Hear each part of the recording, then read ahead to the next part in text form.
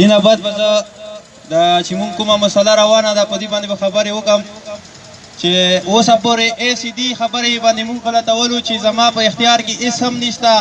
زه اوس دلته قانون دی، اوس دلته کانسټیټیوشن راغلی دی، حالانکې ایکټ اف امینډمنټ کې ایسي ساده اختیار و چې هغه دا کوټې هم وړاندې کړي وای، ایلیګل کنسټرکشن یې وړاندې کړی وای، خو هغه دا نه کولو.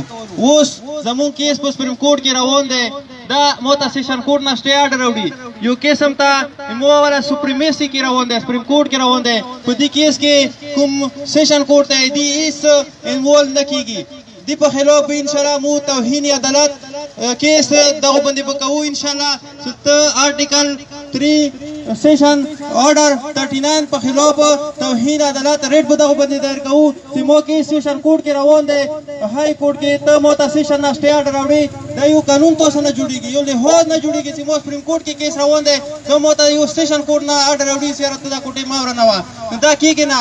دا ایسي چې کوم دی دې اول نه په پیسې خستې دي کډې کې په کورونه جوړ کړي دي. اوس دا چې کومه مسله ده دا حل کوی نه شي، دې کې مکمل ناکام شوی دی. په ذوالودود چې کومو تحصیلدارۍ نه ونیسه تر اوسه پورې دا په هر ایلیګل کنسټرکشن کې په هر ځای کې دا انوالو دی، هر ځای کې دې پیسې خستې دي.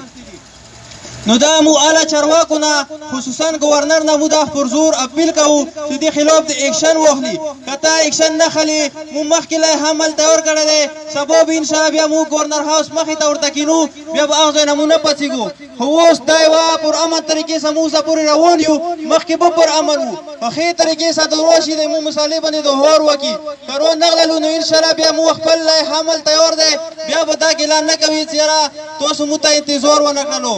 د صبر یو حد وي، حد کې مو اوسېږو، خو داسې نه وي چې مو بیا مجبور شو یو نیم ځای ته وځو. نو مو دا اعلی چارواکو نه ایسي نه ګورنر نه وزیر اعلی نه